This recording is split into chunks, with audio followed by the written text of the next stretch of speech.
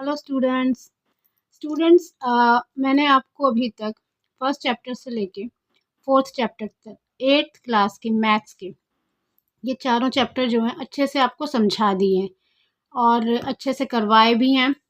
उम्मीद है आपको अच्छे से समझ भी आ गए होंगे। अब मैंने आपको अभी लास्ट बताया था कि मैं एक प्रैक्टिस वर्कशीट है चैप्टर 4 के लिए, वो मैं लेके आने वाली हूँ। तो ये आपकी प्रैक्टिस वर्कशीट है चैप्टर 4 के लिए। अब आपको जो आपने चैप्टर 4 किया है सबने, वो जो है उसी के बेस पर है ये सारा कुछ। इसमें ऐसा कोई सम नहीं है जो आपको समझ में ना आए। अगर किसी बच्चे को कोई समझ में ना आए चीज़, तो इसका मतलब आपने चैप्टर ठीक से अभी रिवाइज़ नहीं किया है। आप प्लीज़ अपना चैप्टर जो है अच्छे से रिवाइज़ कर लीजिए और उस क्वाड्रिलेटरल की जो प्रॉपर्टीज़ हैं उनको एक बार रिवाइज़ करना बहुत ज़रूरी है, उनको समझना एक बार बहुत ज़रूरी है। आप प्लीज़ उसको कर लीजिए। प्रॉपर्टीज़ एंड में, चैप्टर के एंड में दी गई हैं, वो सारी समरी जो है आप अच्छे से कर लेंगे तो आप इन क्वेश्चन को बहुत इजीली सॉल्व कर पाएंगे। तो चलिए स्टार्ट करते हैं। विच of the following is not a quadrilateral. आपको बताना है, ये 4 ऑप्शन दिए गए हैं, एमसीक्यूज़ हैं इसमें ज़्यादातर। इसमें बताया है ये 4 जो ऑप्शन है इसमें से कौन सा है जो क्वाड्रिलेटरल नहीं है। तो कौन सा क्वाड्रिलेटरल नहीं है? हमें क्या पता है क्वाड्रिलेटरल क्या होता है? क्वाड्रिलेटरल होता है जिसके 4 साइड्स होती हैं, करेक्ट है। तो square, rectangle, parallelogram and triangle. इसमें ट्रायंगल है जिसकी 3 साइड्स होती हैं, 3 एंगल्स होते हैं, ठीक है। 4 एंगल्स नहीं होते, ना 4 साइड्स होती हैं। तो ये जो है नॉट अ क्वाड्रिलेटरल, ये जो है क्वाड्रिलेटरल नहीं है। तो नेक्स्ट पर चलते हैं। नेक्स्ट क्वेश्चन है, विच of the following quadrilaterals has 2 pairs of adjacent sides equal and its diagonals intersect at 90। तो नीचे दिए हुए कौन से क्वाड्रिलेटरल है जिसके जो हैं 2 pairs of adjacent sides जो हैं वो इक्वल हैं एंड इट्स डायगनल्स जो हैं, उसके डायगनल जो हैं इंटरसेक्ट करते हैं कहाँ पर? 90 डिग्री पर। कौन से क्वाड्रिलेटरल के करते हैं आप बताइए। स्क्वायर, काइट, रोम्बस, रेक्टेंगल, किसके करते हैं? किस में होता है ऐसा? ये होता है काइट में, ठीक है। इसकी जो एडजेसेंट साइड्स होती हैं, काइट का शेप याद है ना आपको कैसे होता है? 2, एक पेयर होता है ऊपर, एक होता है नीचे, वो होता है इक्वल और डायगोनल्स इसके 90 डिग्री पर इंटरसेक्ट करते हैं। Next, which one of the following is a regular quadrilateral. इसमें आपको बताना है कि इनमें से कौन सा है जो रेगुलर क्वाड्रिलेटरल है। ऑप्शन है आपके स्क्वायर, ट्रेपेजियम, काइट और रेक्टेंगल। तो आपने सुना होगा कि रेगुलर क्वाड्रिलेटरल क्या है, कौन सा होता है रेगुलर क्वाड्रिलेटरल? अक्सर हमने सुना है। Very easy question, square is a regular quadrilateral. Next, P Q R S is a rectangle, P R and Q S are its diagonals. If P R equals to 8 centimetre then Q S is. P Q R S एक rectangle है, एक rectangle बना लो P Q R S, जिसमें कि P R और Q S जो है डायगनल्स हैं इसके, ठीक है ना। तो एक डायगनल अगर 8 सेंटीमीटर का है तो दूसरा डायगनल कितने का हुआ? याद है आपको क्या बताया गया है कि एक डायगनल जो मेजरमेंट एक डायगनल का होता है, दूसरा डायगनल उसके इक्वल होता है। तो इसका आंसर क्या आएगा? B, 8 centimetre. तो नेक्स्ट क्वेश्चन पे चलते हैं। Next question is the quadrilateral whose diagonals are perpendicular to each other is.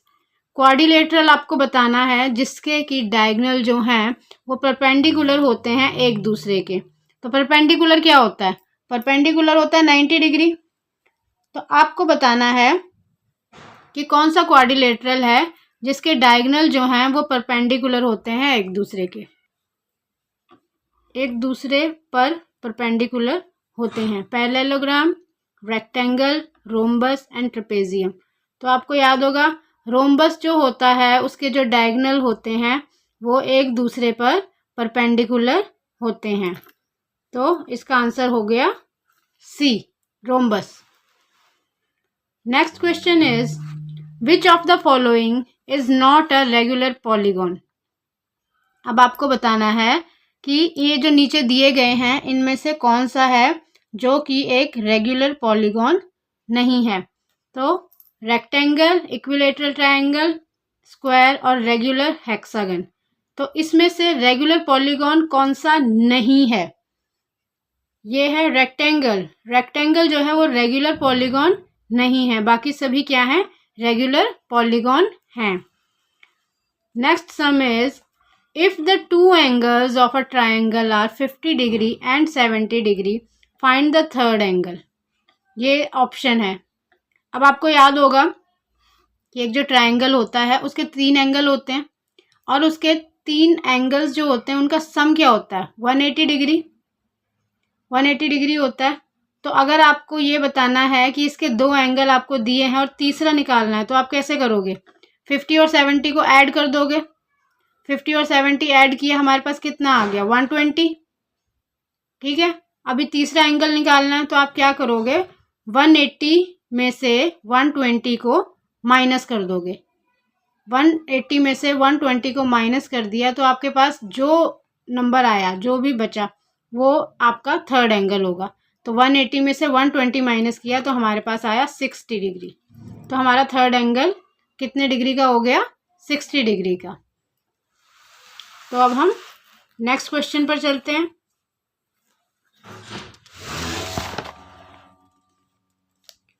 Next question is each of the angles of square is. अब स्क्वायर के जो हैं हर एक एंगल जो है स्क्वायर का, हर एक एंगल एक्यूट एंगल होता है, बी राइट एंगल होता है, सी ऑब्ट्यूज एंगल होता है और डी 180 डिग्री का होता है। आपको पता होगा एक्यूट एंगल क्या होते हैं? एक्यूट एंगल होते हैं जो 90 डिग्री से छोटे होते हैं। राइट एंगल होता है जो 90 डिग्री का होता है। ऑब्ट्यूज एंगल होता है जो 90 डिग्री से बड़ा होता है और 180 डिग्री मीन्स 180 डिग्री का होता है। ठीक है, तो स्क्वायर के एंगल हर एक एंगल कितने का होता है वो तो आपको मालूम ही है। कितने का होता है? 90 डिग्री का। तो इनमें से कौन सा ऑप्शन सही है? Right angle. 90 डिग्री के एंगल को हम क्या कहते हैं? Right angle. Next sum is what is the parameter of a parallelogram. आपको पैरेललोग्राम का पैरामीटर बताना है। Whose parallel sides have lengths equal to 15 centimetre and 6 centimetre. तो आपको पैरेललोग्राम का पैरामीटर बताना है। उसकी 2 पैरेलल जो साइड्स हैं उनकी लेंथ जो है वो क्या है? एक की है 15 सेंटीमीटर और दूसरे की क्या है? 6 सेंटीमीटर है। तो इसका हमें पैरामीटर निकालना है। तो आपको पता है पैरामीटर ऑफ अ पैरेललोग्राम का फॉर्मूला क्या है? आपको बता देती हूँ मैं यहाँ पर कैसे निकालना है।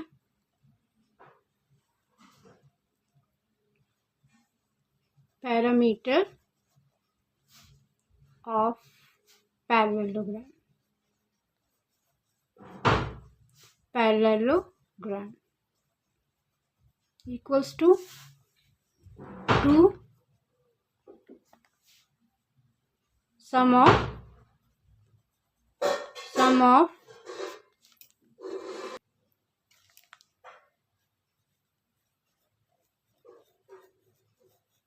parallel sides। ओके, 2 इंटू में सम ऑफ पैरेलल साइड, मतलब ये जो पैरेलल साइड्स आपको दी गई हैं इनका क्या है? सम। उसको हमें 2 से इंटू करना है। यह 15 और 6 है तो यहाँ हमने लिख दिया 15 प्लस 6। 15 में 6 ऐड किया, कितना आ गया आपके पास?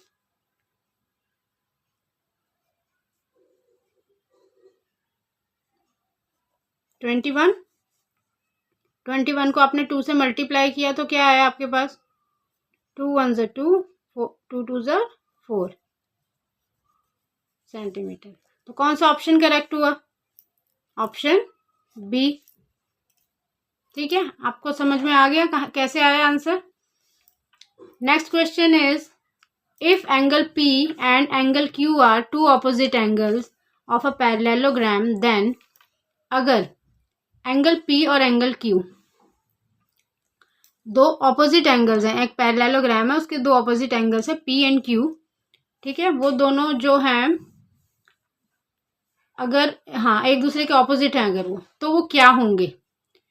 तो एंगल P जो है एंगल Q से बड़ा होगा, एंगल P जो है वो एंगल Q का इक्वल होगा, एंगल P जो है एंगल Q से छोटा होगा, या नन ऑफ द अबव, या इनमें से कोई भी नहीं होगा।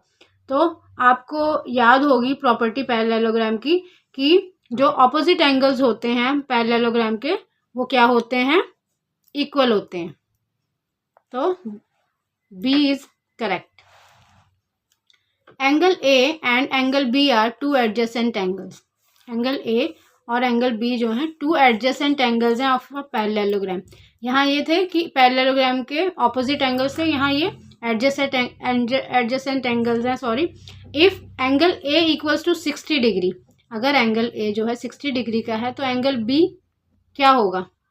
अब ये है A ऑप्शन है 90 degree, option B is 120 degree, option C is 110 degree, option D is 160 degree. तो यहाँ पर इसको हम कैसे फाइंड करेंगे? ये है एंगल, जो एडजेसेंट एंगल्स होते हैं ना पैरेललोग्राम के, उनका सम जो होता है ना वो 180 डिग्री होता है। तो आप उसको यहाँ पे ऐसे निकाल लेंगे कि angle A plus angle B equals to कितना होता है? 180 डिग्री होता है। ठीक है, angle A plus angle B equals to 180 degree होता है। तो एंगल A इन्होंने कहा है 60 डिग्री है, तो हमने इसका वैल्यू पुट कर लिया 60 डिग्री, प्लस एंगल B हमारे पास अभी नहीं है, हम वही निकाल रहे हैं। अब हम एंगल B यहाँ पे लिख लेंगे 180 डिग्री, और 60 डिग्री हम यहाँ ले जाएंगे और इसको यहाँ पर माइनस में कर देंगे। अब एंगल B इक्वल्स टू आ गया 180 में से 60 माइनस किया, हमारे पास कितना आ गया? 120 डिग्री। तो एंगल B हमारा कितना हो गया? 120 डिग्री। तो ऑप्शन B इज करेक्ट। ठीक है, नेक्स्ट क्वेश्चन पे चलते हैं। If AB and CD are two parallel sides of a parallelogram, एक पैरेललोग्राम है, AB और CD जो है उसकी दो पैरेलल साइड्स हैं, देन तो क्या होगा? AB ग्रेटर है CD से, या AB इक्वल होगा CD के, AB छोटा होगा CD से, या नन ऑफ द अबव। तो ये आपको ये भी पता होगा, प्रॉपर्टी आपने पढ़ी होगी पैरेललोग्राम की, कि जब पैरेललोग्राम की दो पैरेलल साइड्स जो हैं एक दूसरे की पैरेलल होती हैं तो वो एक दूसरे की इक्वल भी होती हैं। तो option B is correct. Okay, next is the diagonals of a rectangle are 4x minus 1। दो डायगोनल है रेक्टेंगल के, एक डायगोनल है 4x माइनस 1। ठीक है, 4x माइनस 1। ठीक है, एंड 3x प्लस 1, और दूसरा कितना है? 3x plus 1। The value of x in unit is.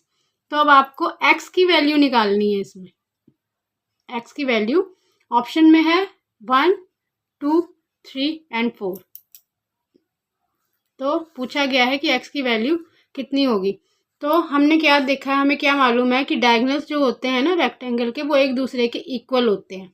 Correct है, तो हम इसको ऐसे लिख सकते हैं 4x माइनस 1 इक्वल है 3x प्लस 1 के। ये दोनों डायगोनल एक दूसरे के इक्वल हैं। अब हम जो x की वैल्यू है दोनों एक साइड ले जाते हैं, और ये जो है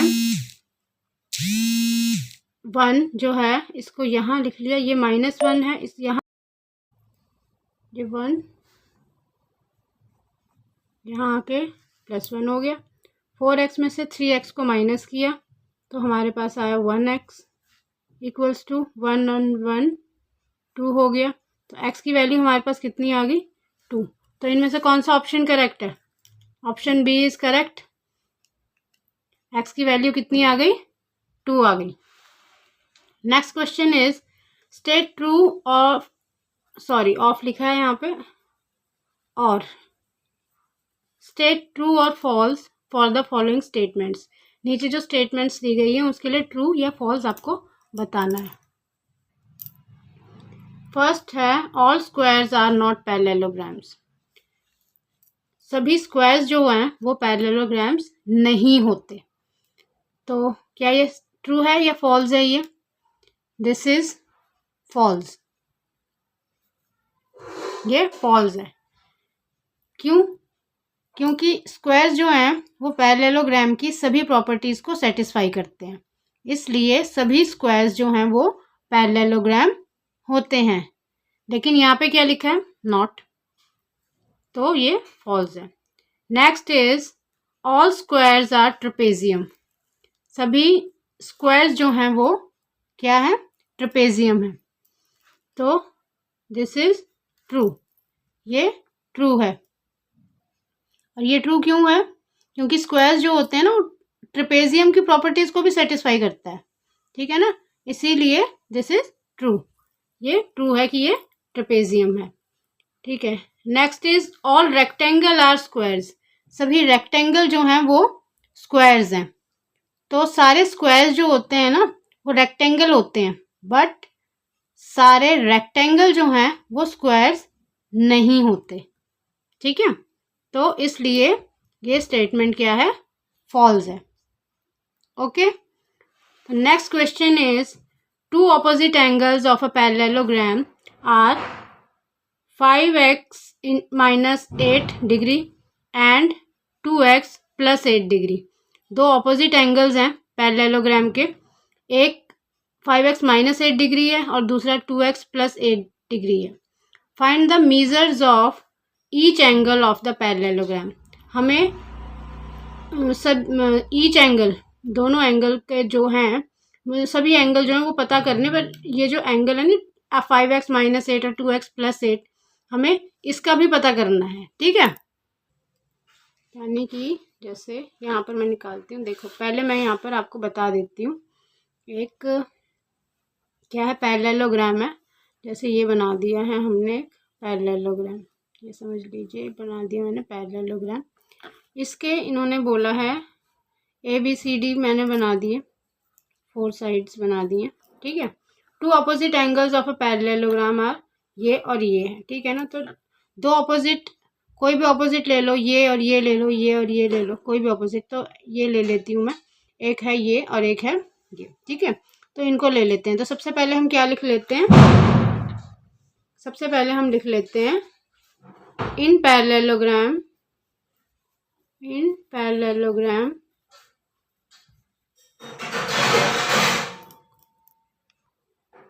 opposite angles are equal. Parallelogram में क्या होता है? ऑपोजिट एंगल्स जो होते हैं वो इक्वल होते हैं, एंगल्स आर इक्वल।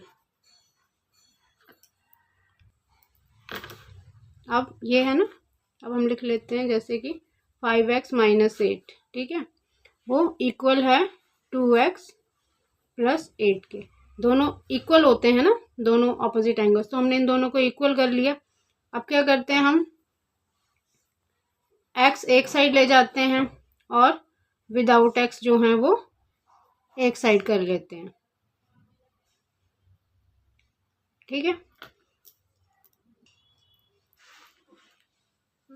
सॉरी यहाँ पर 82 है ना, तो यहाँ पे 82 आना है, करेक्ट है। तो यहाँ पर ये आ गया 82 प्लस ये आ गया यहाँ प्लस में 8, ओके। 5 में से आपने 2 माइनस किया तो आया 3x इक्वल्स टू 82 में 8 हमने ऐड किया तो कितना हो गया? 90। x इक्वल्स टू 90, 3 अपॉन में चला गया, यहाँ मल्टीप्लाई में था, डिवाइड में हो गया 30। तो हमारे x की वैल्यू कितनी आ गई? 30 आ गई। तो ये जब आ गई हमारी x की वैल्यू 30, तो ये x की वैल्यू निकल गई है, ठीक है। पर ये एंगल्स अभी हमारे निकलने बाकी है ना कि एंगल है कितने। तो इसको हम ऐसे निकाल सकते हैं कि 5x minus 8, पहले इसको निकाल लेते हैं, इस एंगल को। 5x minus 8, x की वैल्यू 30 है, 5 ये आ गया इंटू में 30, 30 को 5 से मल्टीप्लाई किया, 150 हो गया, माइनस किया 8 को, तो हमारा आ गया 142। अब ये एंगल है तो ये डिग्री में आ गया, करेक्ट है। अब यहाँ पर दूसरा ले लेते हैं, दूसरा है 2x + 82, ये ठीक है। अभी 2 30 से इंटू हो जाएगा, प्लस 82, 30 को 2 से मल्टीप्लाई किया तो कितना आ गया 60 + 82, और 60 को हमने 82 से ऐड किया तो हमारे पास आ गया 142 डिग्री। तो यही कहा था, जो पैरेललोग्राम के ऑपोजिट एंगल्स होते हैं वो इक्वल होते हैं, तो ये इक्वल निकल गए दोनों, ये करेक्ट है। तो दो एंगल्स तो हमारे निकल गए, ठीक है।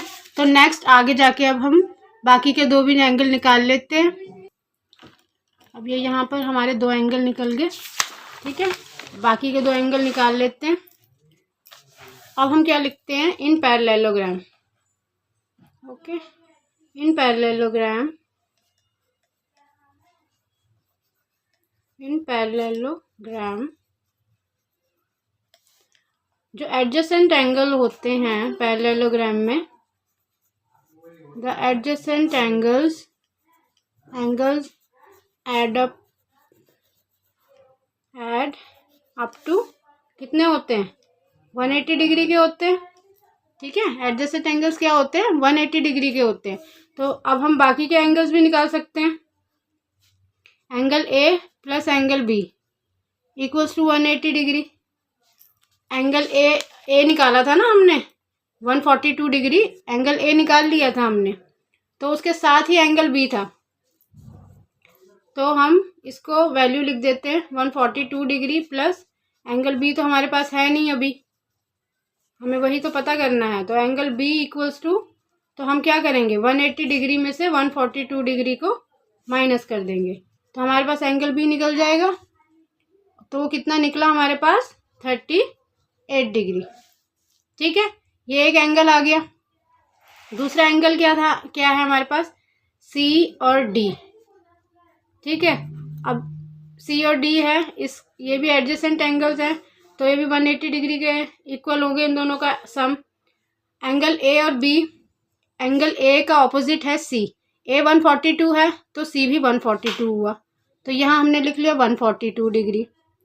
एंगल डी हम निकाल रहे हैं, ठीक है, तो एंगल डी को यहाँ लिख लेते हैं और 142 को 180 डिग्री में से माइनस कर लेते हैं, तो हमारा एंगल डी आ जाएगा। तो एंगल डी आ गया हमारा 38 डिग्री, ठीक है। यानी एंगल ए और एंगल सी दोनों ऑपोजिट हैं, ऑपोजिट एंगल दोनों इक्वल होते हैं, तो दोनों 142 डिग्री निकल गए हमारे।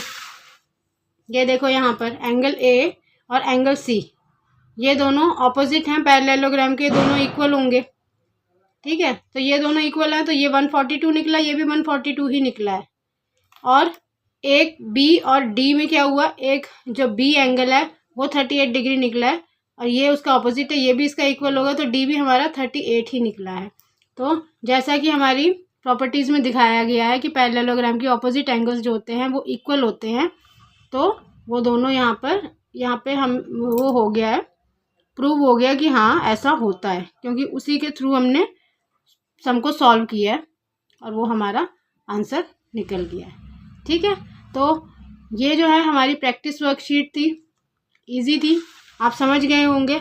आपको ये करने के लिए सबसे पहले आपको प्रॉपर्टीज़ मालूम होनी चाहिए क्वाड्रिलेटरल्स की, तो आपको वो प्रॉपर्टीज़ मालूम होंगी, तो उसके बाद ही आप इनको सॉल्व करना, उसके बाद आप इसे इजीली सॉल्व कर पाओगे। Okay, thank you.